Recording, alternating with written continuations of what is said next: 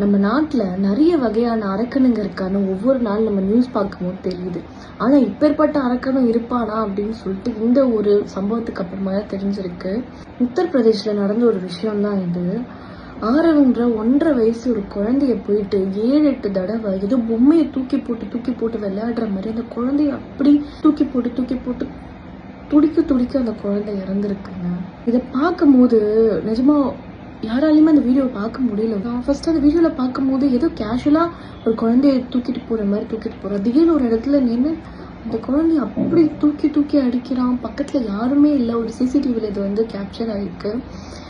அக்கம் பக்கத்தில் இருக்கவங்க மேபி அந்த குழந்தைய தூக்கி போடுற அந்த சத்தத்தை கேட்டு வந்து எட்டி பார்த்தாங்களா என்னன்னு தெரியல. அதுக்கு முன்னாடி அந்த குழந்தை இறந்துருச்சு.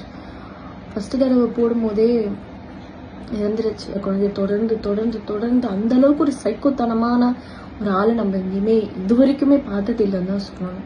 வந்து அப்படி தூக்கி போட்டதுல பக்கத்துல இருக்கவங்களாம் வந்து பார்த்துருக்காங்க. பார்த்த பிறகுமே ரொம்ப கேஷுவலாக அந்த குழந்தைய எடுத்து ஷோல்டர் மேலே தூக்கி போட்டுட்டு போறான். அவன் ஷோல்டர்ல இருந்து அந்த குழந்தை இறங்கி தலை தொங்கி போயிருக்கு. அதுக்கப்புறமா அந்த குழந்தைய அவன் எடுத்துட்டு போயிட்டு அவங்க வீட்டு வாசல்ல அந்த குழந்தையோட வீட்டு வாசல்லே போட்டுட்டு போயிட்டு இருக்கான் போல இருக்கு. அவங்க அம்மா தூக்கி பார்த்தப்ப அந்த குழந்தைக்கு பேச்சு மூச்சே இல்லை. அதுக்கப்புறமா தான் அவங்க அம்மா வந்து அவங்களோட வாக்குமூலத்தை வந்து கொடுத்துருக்காங்க.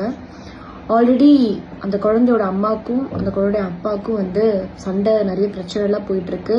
இவங்கள போட்டு அடிக்கிறது, ரொம்ப டார்ச்சர் பண்ணுறது, ஃபிசிக்கலாகவும் சரி மென்டலாகவுமே சரி ரொம்ப டார்ச்சர் பண்ணியிருக்காங்க. இந்த குழந்தை ஆறவே வந்து அவங்களோட குழந்தை இல்லைன்னு சொல்லி எல்லாம் வந்து பெரிய பிரச்சனைலாம் பண்ணியிருக்காங்க. அவங்க இதுக்கு மாமியார், அவங்களோட மாமியாரும் இதுக்கு வந்து உடனே அந்த குழந்தையோட அம்மாவோட மாமியார் வந்து இது குழந்தை. இந்த பொண்ணோட அம்மா என்ன பண்ணியிருக்காங்க அப்படின்னா, இவ்வளோ பிரச்சனை நடக்குதுன்னு சொல்லிட்டு அவங்கள கூட்டிட்டு அவங்க ஊருக்கு வந்துட்டு இருக்காங்க. அதுதான் வந்து உத்தரப்பிரதேஷ் ஃபிரோசாபாத் வந்துட்டாங்க. அதுக்கப்புறமா வந்து என்ன, இவன் யாரு, இந்த மெயினான கல்பிரேட் யாருன்னு பாத்தீங்கன்னா அந்த ஹஸ்பண்ட் இருக்கார்ல, ஹஸ்பண்டோட பெரியமா பையன். அதாவது இவங்களுக்கு முறைப்படி பார்த்தா அவன் வந்து மச்சினர் ஆகலாம்.